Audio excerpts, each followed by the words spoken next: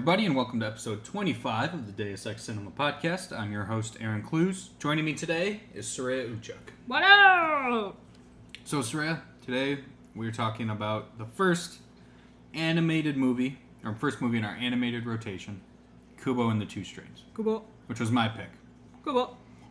So can you go into your history with Kubo, Sureyya? Had you seen it before? Yeah, I've seen it, as many times as you've seen it? I think I've seen it a couple times without you, but... We saw it in theaters together. Mm-hmm. And then I know I've seen it at least 2 or 3 times after that. I think 3 times after that. So I'm up to about 4 or 5 times. So what'd you think of Kubo going in? Did you like it? Did you love it? Did you hate it? First time... Do you want me to shut up about it? I'm pretty sure I've liked it every single time, but there was something about this time watching it where I really liked it. Okay.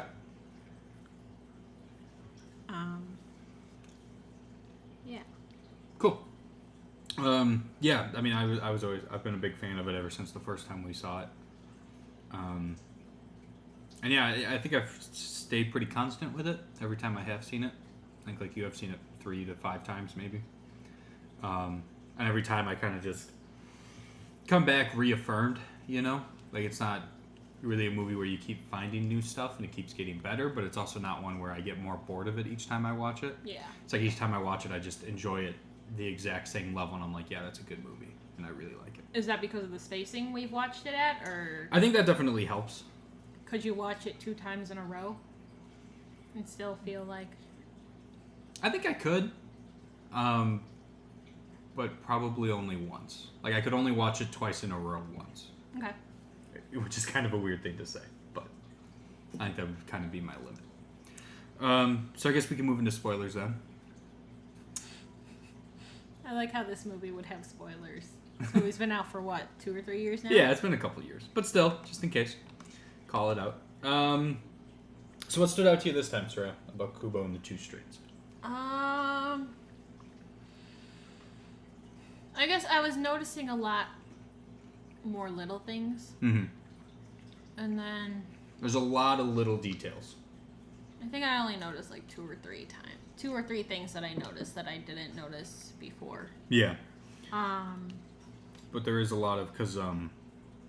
Because it is stop motion. It's completely stop motion. Yeah. So there's a lot of really... Well, it might not be completely stop motion. I guess not, because there's a couple, like... The smoke digital scenes. smokes. Yeah. And that kind of stuff. But all the characters are stop motion, all the effects are stop motion, except for the smoke. Yeah. All the environments, and they built like huge model cities and Fuck yeah, they did. animatronic creatures, and it's awesome. And it's beautiful. It's a gorgeous movie. Yeah, there is definitely a lot of really cool little details that I also noticed this time. Do we want to go into those? Yeah. I mean, we said spoilers. You go first, because I can't remember what I noticed. There was the mirroring of eyes, of blind eyes. Oh shit, that was one of mine.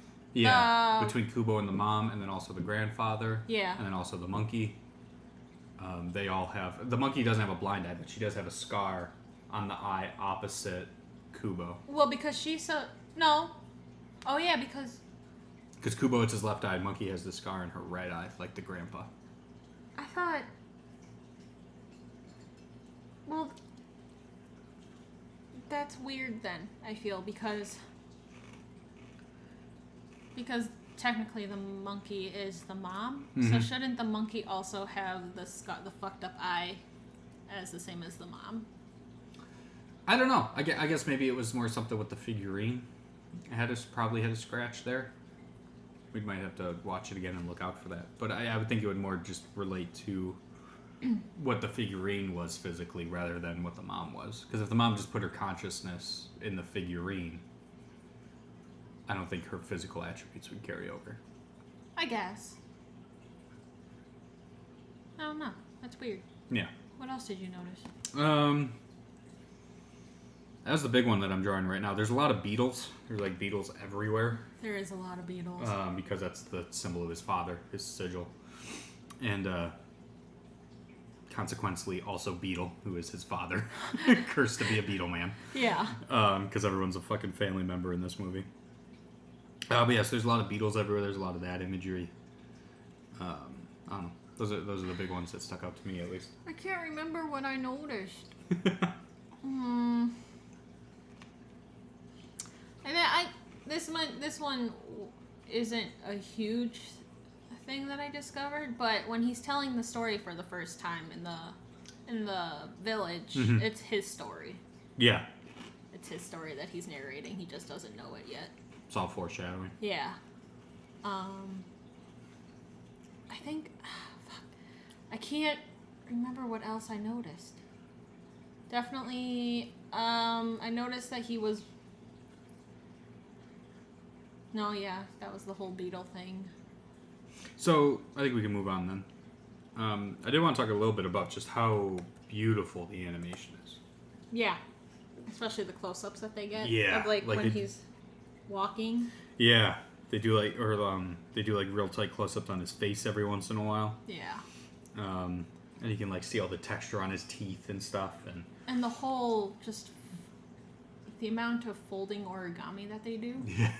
Or even the music playing. Like the fingers go really fast, like actually playing the chords and the notes. And then there's also, especially with stop motion, I feel like this is really smooth for stop motion. Yeah. Like usually, even watching, some of the bigger ones like Nightmare Before Christmas and stuff, there's a little bit of jank to it. Mm-hmm. But this one has like really fast action, like the scene on the boat. Where there's the fight there. There's the fight with the grandpa at the end, the Night King. And it's all just so smooth and so fast. And there's so many great visuals and like really just granular details. Like when he is fighting the Night King and he like destroys the building and all the rubble goes scattering across the street. Yeah. And it all moves for a long time. So it's like they must have been just doing so many tiny adjustments for each frame. It's insane. So many frames. Yeah, and it's just gorgeous. It's so beautiful. So much time put into a movie. And there's so many just really good like framings and set pieces. Like when they all let the lamps go, the lanterns at the beginning and at the end. Yeah. Like that's just beautiful. It is. I thought one thing that really stuck out to me this time was how good the lighting was. Because there was a lot of parts? I thought all of it had really good lighting. Okay. But like that part, the dream sequence has really interesting lighting. That's used really well. The sort of hue effect on the Night King when he's fighting him towards the end was beautiful.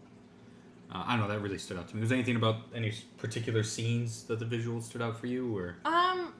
I didn't catch this the first couple times we watched it, but at the end with all the lanterns being lit and flowing down the river, they all start turning into the golden herons that they were talking about. Yeah. That was really pretty. Mm-hmm. I really enjoyed that.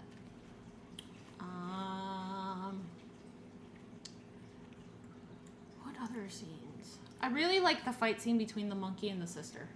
Yeah, that's really good on the boat. Yeah, that one has some really intricate choreography that's cool. Mm-hmm. And surprisingly, for a kids movie, this is actually this is a little violent. Yeah, well, that's one thing too I wanted to talk about was how dark this movie is for a kids movie. And I think one of the things that I really like about it and why it's always why I connected with it so well is that because most kids movies, every kids movie has a very clear message. And most kids movies, it's like, oh, believe in yourself. Yeah. Or, love your family. Listen to your parents. But like this movie does not pull any punches. No, it's like, this is more of a serious topic. I mean, the opening's like to introduce to kids. His mom's pretty much catatonic, except at nighttime. Mm-hmm. His dad's dead, and he's struggling with that. And then he fucks up and kills his mom, and goes on this adventure. And then his mom and his dad die again, and he just has to live with that after getting more connected to them. And then getting his evil grandfather as like a real family member, his only family member now. Yeah, and so it's like, it's just such a crazy message, I think, for a kid's movie to have, where it's like, well, you just have to kind of keep the memories alive, and then they're still with you. And you just have to keep moving. Yeah, but they're dead. But then it also gets into the heavy-handed aspect of talking about what happens after we die. Yeah. And that, I mean, it's a short scene, but it hits hard though when it Yeah. comes, and it's really beautifully written, I think. no, I mean, I have a huge crisis about dying, so every time I watch this movie, it just fucks with that a lot for me, Yeah. and I don't like thinking about that. Yeah. But I think the ending especially is really powerful. At least every time I watch it, it hits me pretty hard in like the feels. How so? Just the whole, it's almost really serene, you know. But because there's the shot of, because he sends the lantern out to his parents, to his mom and dad, and then they're like standing over him. Mm-hmm. And I don't know, there's just something about it. It just seems so emotionally powerful, you know, that you did, because you grew to like those characters throughout the movie, even when you weren't completely aware that that's who those characters were. Yeah. You were still growing to like them, and I think that's one of the scenes this movie does really well, is writing those characters to be really likable. You know, because even though like Beetle's kind of stupid and Monkey's kind of mean, there's a lot of like really good little moments with the three of them where it's like it's hard not to smile, you know, because they're just getting along and they're being so happy. Like a family should be. Yeah. Like doing just normal parent stuff. Yeah, like family stuff. Especially like when they're fishing off the boat, you know? Yeah. And it's like they need the skills of Beetle, they need the skills of Monkey, and it comes together for a great lesson for Kubo, and then they're eating dinner together. And it's the first time Kubo's ever eaten dinner with two other conscious people. Yeah. You know, and like that's super that's heartwarming. like, and then that's just like mimicking what real family life is like. Yeah. Like just having a nice sit down dinner talking about like whatever. your day, whatever. You know, and it's like, okay, he learned how to shoot the bow, he learned to tie the rope to it to catch the fish, and then it was just fun. Yeah. You know, and it was a nice day. Or they have like when they're walking and they're playing like I Spy. Mm-hmm. You know, and then that leads into the nice talk about death and everything. But I really like how there's so many of those little moments like that really build you up with the characters. Mm-hmm. And so then when they do die at the end, it's rough watching it. Yeah. You know, a lot more so than like, I'm trying to think of another kids movie where a character dies. You know, like. I guess you got Frozen where the parents die, but you don't really. You don't know. You don't know them. You don't care. I mean, they're in it for a good 5-10 minutes. Yeah, but it's like a montage. But it's not enough to like build relationships. Yeah, if you care when the parents in Frozen die, it's just because it's always sad when a kid loses parents. Yeah. But in this, it's like you're also sad because you know those people, and they were caring, good people that you liked and you were rooting for. Yeah. You know, and the whole time, I think you're kind of hoping like, oh, he's going to figure out how to get his mom and dad back because he's with them. You know, so he just has to get them back to human form, and then they can be happy together. But that's not how it happens. Yeah. Because that's not always how it happens. So I thought that was great. I thought the whole movie, though, was really well written. How so?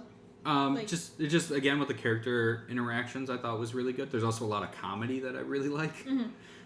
It's really dry, so I think I like it a lot more than you do. But I mean, I thought it was funny. Yeah, but I'm not a huge dry humor fan. I die every time it's the scene where they're at the campfire and Monkey's like, "I know you have questions," and Beetle's like, "If I'm Beetle and you're a monkey, why isn't he boy?" It kills. I love Beetle. I love everything about Beetle. You love hilarious. Matthew McConaughey. I do. He's hilarious to me. But I mean, even like, you know, because this movie kind of does an interesting thing where the Night King's an antagonist, but he's not the antagonist in a weird way, you know, like yes, because he kind of pops up at the end, after they've already defeated the sisters. Yeah, but the sisters are the real antagonists because they're doing all the dirty work. Yeah, but even then, it's like it almost feels like the main antagonist isn't really a person. It's more like just like Kubo. It's just like Kubo accepting death. Yeah. Like that's the point.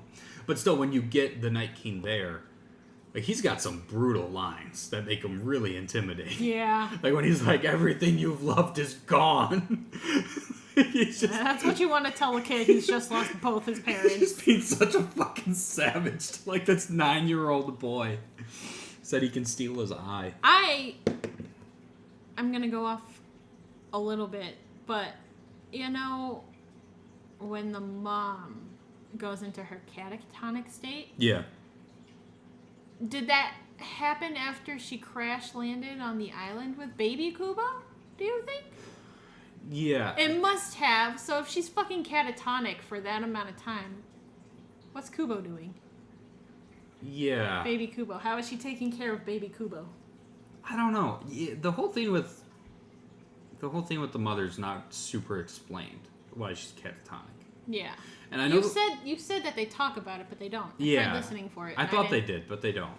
Because I remember. They only talk about how she became the monkey. Yeah. Because the first time I watched it, I thought that, like, I don't know where I got this from, but I thought that she was always putting herself into the monkey to be with Kubo during the day. And so then that's why when he came back at night, she came to life. But because she wasn't in the monkey anymore. But I don't think that makes sense either. Yeah, no. So the only thing that I could think of is maybe since she is the son of the night, or the daughter of the Night King, that maybe she has to kind of shut down during the day until the night sky comes back. That makes sense. That's the only thing I could think of, because they definitely don't address it. Yeah. And there's a lot of... No, that makes a lot of sense. Yeah. That's Because something. when we first see her, it's at nighttime. Yeah. And she comes alive at night, makes dinner, talks to him, tells stories. And then once it starts getting to daytime, she's like, I need to go to sleep. Yeah. But there's a lot of lore, I guess you could call it, in this movie that goes really unexplained. Like, what else? Well, I mean, there's the stuff with the mom. It's never really explained how the dad became Beetle. Yes. He's just like, I was cursed and now I'm a beetle with amnesia. But- So it's like, were you alive this whole time? But the beetle is his sigil. But so, like, who cursed him to be a beetle? And, like, so was he alive in that desert this entire time? Or did the mom do that too? And then there's also, well, no, that's impossible for that because they constantly talk about how his dad died. Yeah, so it just doesn't really make sense, that Okay. part of it to me. It also doesn't really explain the Night King very much. Like, what's he doing? What's he after? I mean, they say he's after Kubo's eye. And they say it's that Kubo can't look into the eyes of a human and find the soul. Well, they also talk about how he wants Kubo's eye so that Kubo can go up to the heavens. Yeah. And live with him because they're family. But it's like greater scheme than that. You know, like, what does the Night King do when he's not chasing Kubo? You know? Or, like, what exactly are the sisters? And, like, how does this... Like, what's up with the magic music? You know, the magic stuff? You know, there's just, like, a lot of little things like that. Okay. I think. That being said, though, I think all of the things... Like, all the fantastical elements of Kubo. the movie itself do work really well. And I think they're really cool. I also think they're really cool. Like the whole intro of him playing the origami story, where he's like controlling it with music, is awesome. I want to fucking do that. The Night in King real monster is life. awesome. The sisters are terrifying. Also, and stop imposing. calling him Night King. It's Moon King. Is it Moon King? It's I Moon thought it was King. Night King. Night King is fucking Game of Thrones. Yeah, we're about to watch the finale. Well, we have to watch the episode before that Yeah. and that. Okay. So one of the other things that I kind of wanted to talk about, because this was made by a pretty small studio. Mm-hmm. I mean, they've only really made this, Coraline, Box Trolls, and then First Human, is it, that's coming out? I don't know. It's the one you want to see with, like, the Yeti guy. Oh, that's Missing Link. Missing Link. They did Missing Link. But I wanted to talk about the goddamn voice cast. Because this has such a huge cast, which is not only kind of rare for animated movies, because you can't see the faces, but also for a studio of this size. I mean, they have Charlize Theron is the mother. Matthew McConaughey. Matthew McConaughey is Beetle. Ralph Fiennes is the Moon King. Rooney Mara is the sisters. George Takei has like 2 lines. What? Yeah, because he's in it when he's doing the presentation and he goes, "Oh my," and he says something at the end to the grandpa. Oh! And that's the only 2 lines George Takei has in the entire thing, but he's in there. I know what scene you're talking about when he says, "Oh my." Yeah. That's where he the blood is splattering. Or no, he like cuts the chicken's head. Yeah, or something, and like the blood confetti comes up. No. The oh my scene is where he's covering the little girl's face. Oh yeah. And then she pushes it back down. Yeah. And then there's also Brenda Vaccaro is the old lady in the village. Her voice sounds familiar though. Yeah.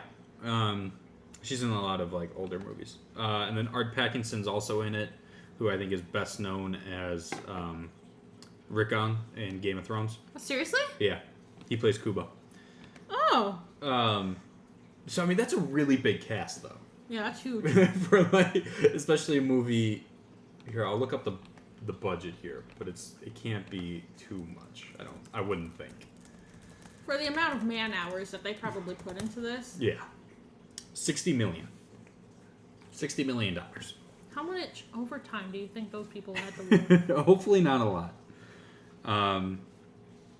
Yeah, and gross revenue in the box office was $77.5 million. Oh, they didn't even make that much over, did they? Yeah, I mean, like, you know, and they probably... this movie wasn't super advertised, so I would think the marketing budget couldn't be more than a couple million. So they probably still made like $10 million, which I would think a studio their size is probably pretty good, you know, because that's enough. I would think a studio this size, and especially with the movies like these that they make, where they're really just passion projects. Mm-hmm. Typically, the goal is let's just make enough money to do another movie. Yeah. You know, and that's enough. Which Missing Link, because then they made I think they made Box Trolls after Kubo. Which also has a $60 million budget, and then Missing Link now is a $100 million budget. So it's slowly getting bigger. Yeah. And I think Coraline did really good. Yeah, Coraline was huge, if I remember. That's because it was based off a kid's book. Yeah. Well, it also had that real, like, Tim Burton. Ashfield? Yeah. Let's see here. I'm going to look up the revenue for Coraline. Coraline got $124.6 million. So it doubled its budget. Yeah. Yeah, so that's fucking fantastic. But I thought all the voice performances were phenomenal. Mm-hmm. Like they all just were really believable, especially in the emotional moments. Which I think the really surprising thing to it for me is that, like, Charlize Theron does some voice work, but it's definitely not a focus. I don't know what she's done voice wise. But like, I think it's pretty crazy that all these typically screen actors did such a great job doing voiceover work. Mm-hmm. Also, does not look like she's done any other voiceover work. I was thinking of Emily Blunt because she's done a couple. What has she done? She was in a smaller kids movie called Animal Crackers. In My Soup? But yeah, so I thought the voice acting was really good. I don't know if you had anything else to bring up, because otherwise I have some kind of structural things I wanted to talk about. I don't think I have anything. I think we pretty much hit everything I had. Okay. Oh, I also did want to say, kind of going back to the lore, the giant skeleton fight is really cool, I think. Oh, that scene. Oh. That was another thing that had really good lighting. Because it's like, scene? yeah, because all the bones go up into complete blackness. And then it comes to life and the eyes flash. Oh. And you get like a quick look at it and it goes back to blackness. And then it like slowly comes out into blackness. Yeah. And it's awesome looking. Yeah. That fight I think is good. The more I've seen it, the kind of less hot I've been on it. Because it's a little slow. Yeah, there's not a lot going on. It's just him grabbing the monkey. Yeah. Grabbing Beetle. And then them hitting swords to find the unbreakable sword. Yeah. Which is another very funny joke, I think, is when Beetle sleeps on the sword and he says the sword uncomfortable. Oh. Instead of the sword unbreakable. Oh my god. That's so cheesy. That's why it's funny. But I also wanted to give a shout out to the Garden of Eyes. Why? I think it's visually awesome when they're underwater and they have like all the animation associated with underwater. But then I think it's also just a really cool concept of like these giant eyes coming up and then like looking and transfixing you and making you sink into a giant fucking mouth. Yeah. I think it's just really visually cool looking. Okay. You know, there's a lot of really cool looking moments, especially when Beetle shoots the eye with an arrow and all the blood comes out into the water. Yeah. That's really cool looking. It's so violent. So violent for a kids movie, but it's so good. So some of the other things I wanted to talk about was, I wanted to talk about whether 3 specific points worked very well. What do you mean? So I want to talk about the opening, the transition out of the opening into after the inciting incident, and I want to talk about the conclusion. Okay. So I want to start off with the opening of Kubo and the mom. And Were they in the boat? And the giant wave? No, not that. More him when he first wakes up and you learn that the mom's in this catatonic state, and he goes to the village and tells the story. Okay. And I just wanted to see if you had any thoughts on how well that worked. Like, did that do anything for you, seeing that sort of situation? Because it's a immediately sad situation, where I think you can it really makes you empathize with Kubo right away, because clearly he's much too young to be supporting himself and his mother already. Yeah. And the emotion of that has to be really tolling. But then you also have the scene, because he goes and he tells a story, and it's lighthearted and it's fun and it's cool, and then he comes back, and then the mom tells the story, and you get a little bit of the interaction with Kubo and the mom. And I just was wondering how well did that work for you, that entire opening sequence? I don't really know. I feel like this is a question more so for a first time watching it. Yeah. Not a third or fourth time watching it. Yeah. And it's been a while since I first saw it. Mm-hmm. So I'm not entirely sure what I think about that scene, because it's just, I already knew what was happening. Yeah. So all that... The mystery of it. Yeah, and like the empathizing just wasn't there. Mm-hmm. So, yeah. I don't know. No, that's fair. That's totally fair.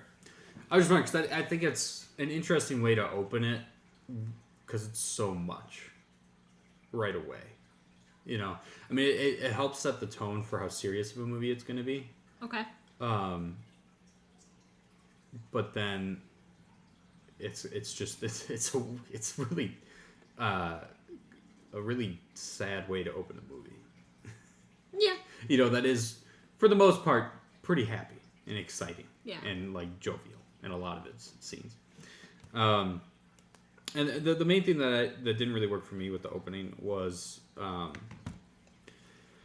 the mom emphasizing the don't stay out after dark, and then the next day he stays out after dark. Yeah. And that's the inciting incident. That made me angry. Yeah, which I get it, especially because he's a kid. And the longing for his dad has to be insane. But it comes off how long really before that was he doing this? He knew better. Yeah. Yeah. I mean, he must have had this certain specific festival for so many years. Yeah. And he never thought twice about doing that. Yeah. And then all of a sudden it's like, yeah, I'm going to do it this year. Mm-hmm. Yeah. And then I'm sorry. No. And like, if he knew how important it was to be back after dark, mm-hmm. why would he spend time just walking? Mm-hmm. If you ask me, he should have ran. Mm-hmm. And then spent as much time as he could have getting the lantern to light and speaking with his dad. Yeah.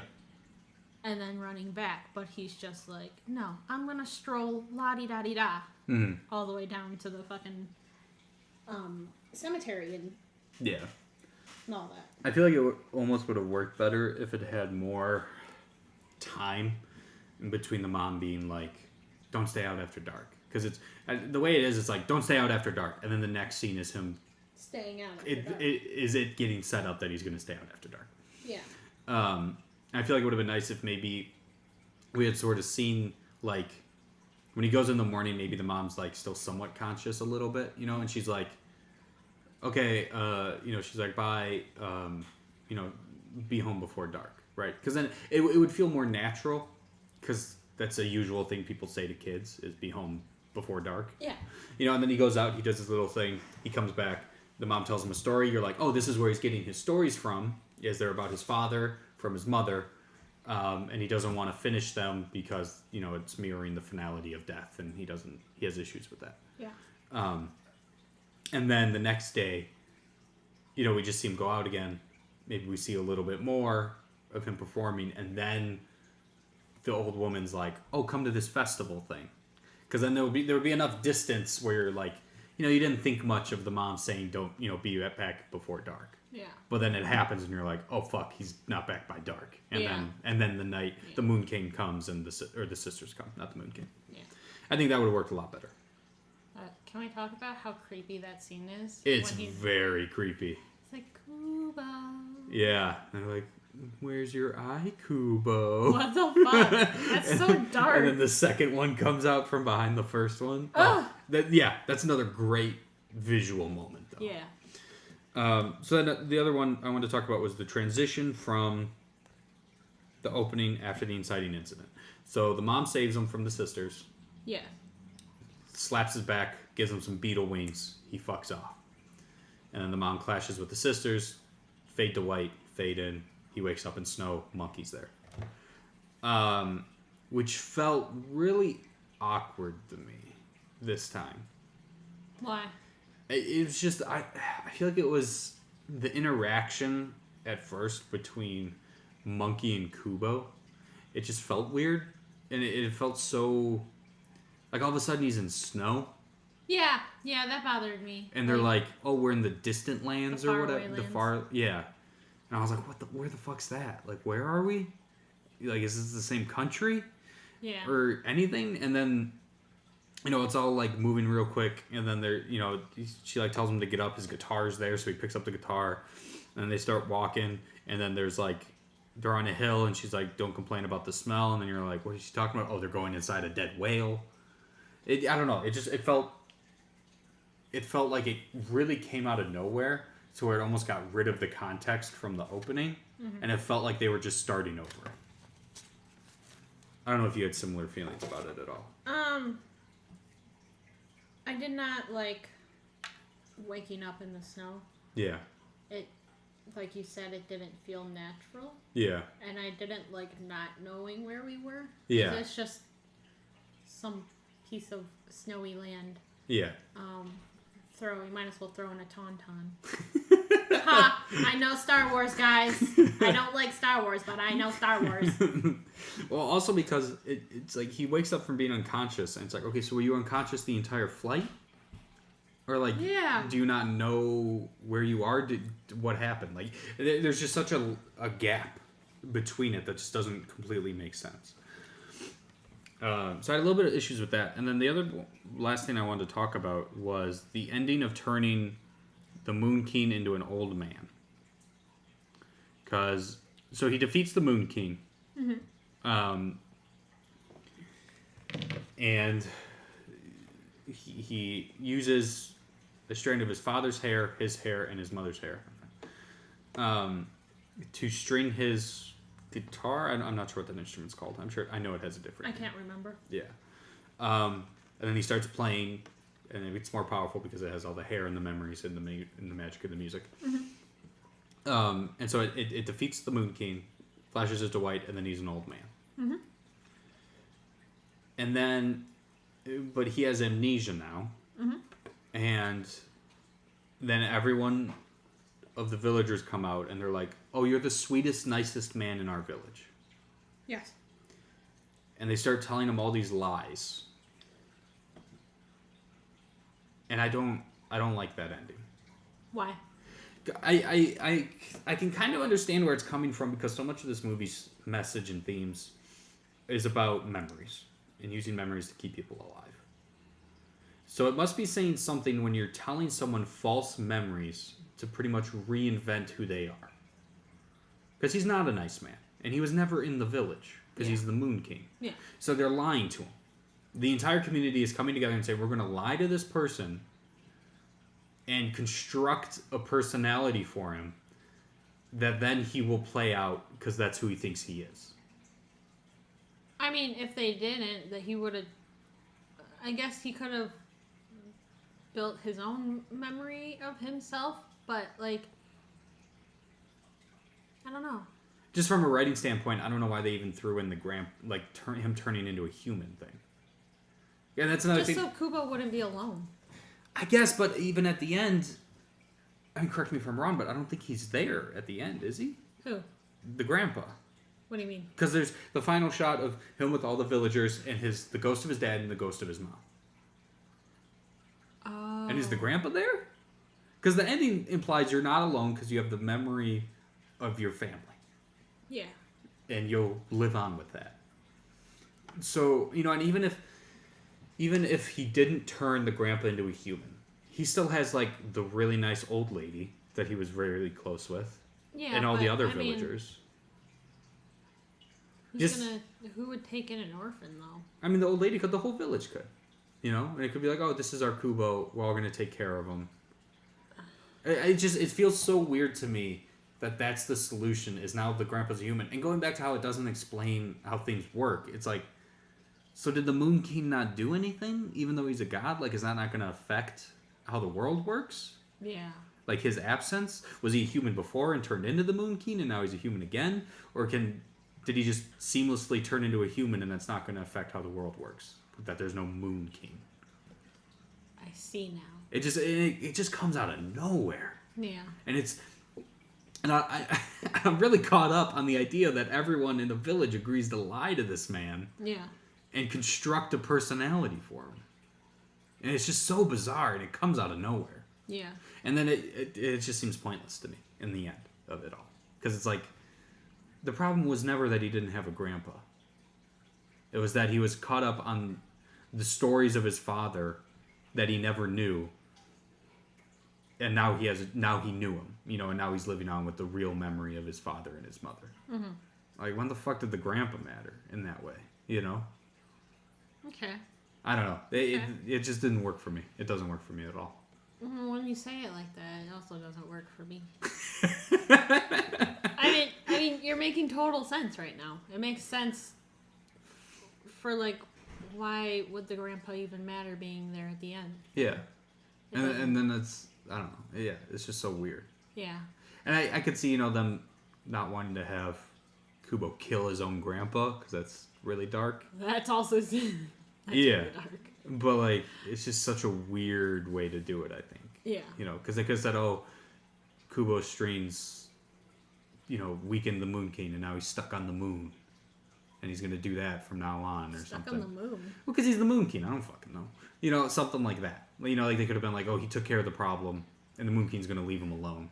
He's not dead. I honestly think it's just because they didn't want Kubo to be completely alone and have not any kind of single family member. Yeah. Because, I mean, both of his aunts are dead, even though they were evil. Yeah. His parents are both dead. Mm-hmm. I mean, Grandpa was the only one technically alive still. I still think it would work. I think it would be more satisfying for me if the old woman took him in. Because you already have that relationship built. It's a fun, cute relationship. They get along really well. Mm-hmm. The lady's a nice old woman. And it would have been like, oh, yeah, that makes sense. That makes sense that now he lives with the old woman and they're going to live together. Rather than, now his grandpa's a human and we're going to construct a personality for him, somehow integrate him into the community and just hope that works. Yeah. And then Kubo is just going to keep doing his... forgive how terrible of a person his grandpa was, because it's still his grandpa. Yeah. It's still the man that killed his mom and father, stole his eye, and tried to kill him. Yeah. Even if he doesn't have the memories of doing it, it's still him. Yeah. So it's bizarre. It's a very weird ending. But that's all I had to say about Kubo and the Two Strings. Did you have any closing thoughts on it, or do you want to jump straight into ratings? The title, when you say Kubo and the Two Strings, that doesn't make sense because he adds a third string. Yes. At the end. But I actually really, really love that title. Kubo and the Two Strings? Yes. Why? Because when you're watching it, he's with his mom and his dad the whole time, and they're the two strings. Because he makes two strings out of their hair. And then the third is him. Well, so it is all three strings. It's just Kubo and the two strings. He makes a string with the mom hair, but the other string is his dad's bow. Bow string, yeah, not hair. Get your fucking facts together. I'm sorry, I took man. Rinko out when the dad and mom died. I wasn't in here. So? Like, that's an excuse? So, final ratings, Sureyya. Final ratings and closing thoughts for Kubo and the Two Strands. I give it, like, an 8, 8.5. Okay, that's good. That's real up there. Yeah. Do you want to say why? Closing thoughts at all? I mean, you heard it all. It's like, it's a really well animated movie. Oh, it's gorgeous. It's beautiful. It talks about things that normal kids movies don't talk about, which I feel like the topics in this movie are something that every kid needs to learn kind of at an earlier age. Yeah. Just because, I mean, otherwise you end up like me, having a crisis every other fucking month. Well, and I mean, that's always a tough conversation parents have to have, right? Like, the pet fish dies. Yeah. And you have to explain death to the kid. Yeah. You know? Yeah. I think I'm torn between an 8 and a 9, personally. Okay. I think I'd give it an 8. The only reason I'm leaning towards 9 is because, like, I think it would be so hard to do a kids movie better than this. You know, like, What about Minions? You know, because I mean, it's gorgeous, it's funny, it's entertaining to watch. It's got a lot of great heart to it. It's not. Another thing I like is that it really avoids a lot of the family movie cliches. Like what? You know, like there's no like Toy Story 3 moment where it's like, oh, everyone's gonna die in the incinerator, but then they're all fine. You know, there's no like. True love is the answer. Everyone's happy at the end. Yeah, you know, there's no second act slump, you know, where they have like Kubo doesn't get really mad at Monkey and Beetle for some bullshit reason and go off on his own, and then they have to go get him back right before the climax. Yeah. You know, like it's just, which I love. I love that. That's because you're a hipster. Fuck yourself. So I'd probably give it an 8 out of a 10, right around where you were. So Sureyya, this is a conversation I'm not looking forward to having, but let's talk about what we've watched recently. We saw John Wick Chapter 3 Parabellum yesterday. Oh, no. And let's just put it out there, we're both huge John Wick fans. Yeah. We have a John Wick poster right in our living room. Yeah. I have 6 other John Wick posters in the closet. And John Wick Chapter 3 Parabellum is really, really fucking disappointing. Yeah. I think the best way that that I've been sort of describing it is that the first 20 minutes feel like a John Wick movie. And the rest of it completely just slows the fuck down. Yeah. The rest of it feels like a movie trying to be a John Wick movie. Yeah. And it's not... There's good moments there still. There's still good moments, even when it's kind of weak. Yeah. But it's just not there. It's just not there. It's slow. It's trying way too hard to be funny. It's trying way too hard to force visuals. What kind of visuals? Like, I don't want to go into spoilers, but in like the end fight scene, they like turn all the lights off and then turn on the green lights. Yeah. There's like, they try so hard to integrate characters into it that don't need to be in it. The way they like expand the universe is stupid. Yeah. The fight choreography is really repetitive. I feel like I saw John Wick kick dudes in the nuts 18 times. Yeah. There's barely any... There's like no tumbling like he did in the first and second movie. Do you think it's because Keanu Reeves is getting older and his body just can't... I don't know. He doesn't have the stamina to do... I guess like a year or two he doesn't... I saw an interview with him today about BuzzFeeds, and he doesn't do his own stunts. He doesn't do all of it, yeah. He mostly does, like, the shooting stuff. Not, like, the super physical stuff. So, I mean, the person doing his stunts for him was just super slow. Yeah, I don't know. It was... Because John Wick 2 especially just felt so fast. Yeah. It was so fast. I mean, even when you look at like, what I kept thinking of, so everyone knows Halle Berry's in this scene. and the parts she's in are fucking awful. I really don't like Halle Berry in this she's movie. garbage in the movie.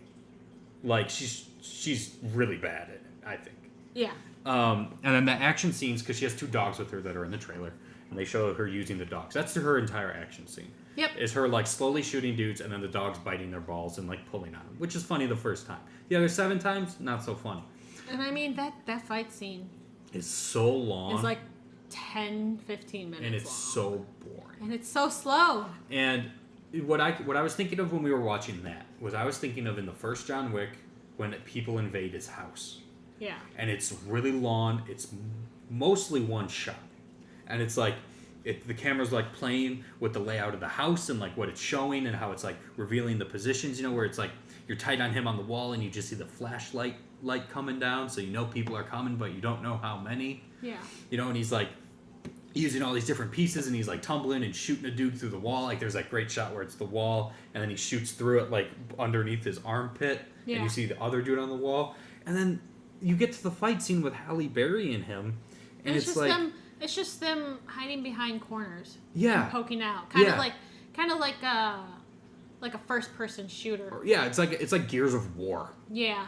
It's like you're behind cover, you pop out, shoot a little bit, and you go back. And it's like, and you can't even see who they're shooting, which is bizarre. Like there's parts where like they'll be running and they'll be shooting off screen, and all the people shooting are off screen, so you don't even know where the fuck people are. Yeah. And it keeps cutting back and forth between the two of them. And I mean, there's some cool moments. Like I said, like the opening fights are cool. There's even some cool shots with Halle Berry where like it's following her and you see John Wick kicking ass in the background that are kind of cool. I liked the motive. I mean, there's moments, but so much of the rest of it is just lacking, and the ending is so fucking stupid. Yeah. I mean, even because there's like enemies that they introduce where they're like the blanket mobs, like the faceless goons that he has to kill 40 of. And like the soldiers that he has to kill. Oh. In the final fight. From the high table. We don't want to spoil it. But and they have like this gimmick, and so he has to kill every single one in the same way. That's like really slowed down and not interesting. Yeah. And then, and then it ends in like a 1v2 fight, which has some moments, but is really slow. And then there's a 1v1 fight that's really fucking long and boring. Yeah. And it keeps like repeating the same visual gimmick that was interesting the first time, kind of, but not really. And it lost a lot in this movie. And then the whole setup for the 4th movie is dumb, and especially because the whole point that was supposed to build hype for this is that it's called Parabellum. It's prepare for war, and it's like it's supposed to be the big bombastic. Everybody's coming after John Wick. This is it. The whole assassin world's gonna get fucked up. And then it sets up the 4th one, and that's the same gimmick now for the 4th one. But do you think did they have a 4th one planned while they were making this movie? The 3rd one? Yes. They had the 4th one planned already? They had what they wanted it to be, yeah. I read an interview with the director and Keanu Reeves where they got really excited about the 4th one, and they were talking about how halfway through this movie they figured out the plot for the 4th one, and they got really excited about it.